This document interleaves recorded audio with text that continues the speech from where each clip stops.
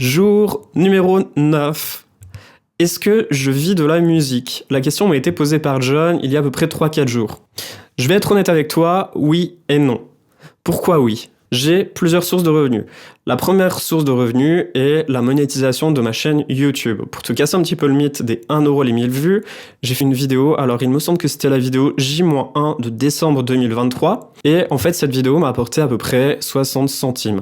Par contre, la monétisation YouTube est différente chaque mois, elle ne m'apporte donc pas un SMIC. Pour cette source de revenus, je suis créateur de contenu vidéo. Je fais une toute petite pause sur ce passage de vidéo. J'ai complètement oublié de vous dire que je touche également un tout petit peu d'argent via les sponsors et via les liens qu'ils me fournissent pour faire de l'affiliation avec eux.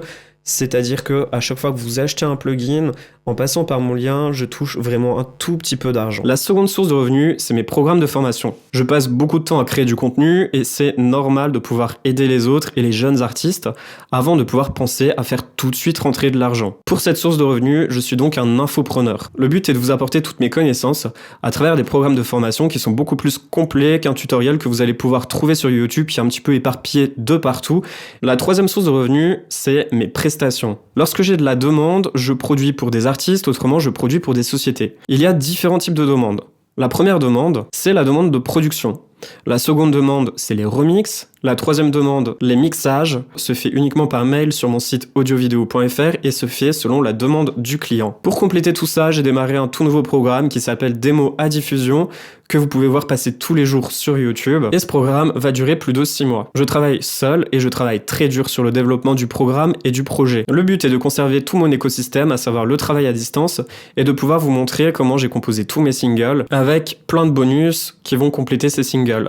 Chaque exploitation musicale est très bien déposée, je ne vous en ai pas parlé ouvertement et publiquement sur cette chaîne YouTube. Je vais très bientôt le faire dans le programme de formation, mais je teste chacune de mes exploitations pour y apporter encore plus d'expertise à l'intérieur du programme.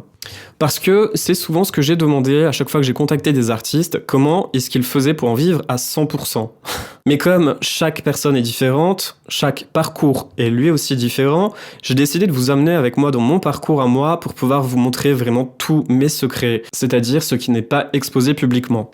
Alors j'y crois et je suis déterminé à réussir. Donc lorsque j'ai une petite ressource financière, je me permets de financer des freelances, des personnes qui sont auto-entrepreneurs et qui peuvent m'aider dans mon développement. Et peu importe si ça marche ou si ça ne marche pas, on travaille ensemble, donc on teste, on ajuste. Ces revenus sont donc déclarés à l'URSSAF qui me prend un pourcentage sur mon chiffre d'affaires. Et c'est un risque, si ça marche, c'est très bien et ça me permet de pouvoir développer encore plus audio-vidéo. Si ça ne marche pas, eh bien j'aurais testé et... Par contre, je m'accroche et je vais au bout de mes ambitions, hein. Je pourrais retourner en mission d'intérim, de toute façon il y a de la demande tout le temps, donc non, je ne vis pas à 100% de ma musique, mais le but est de pouvoir vous montrer toutes les étapes pour réussir correctement son développement et pouvoir en vivre confortablement. Parce que c'est mon expression, mon choix artistique, ma liberté.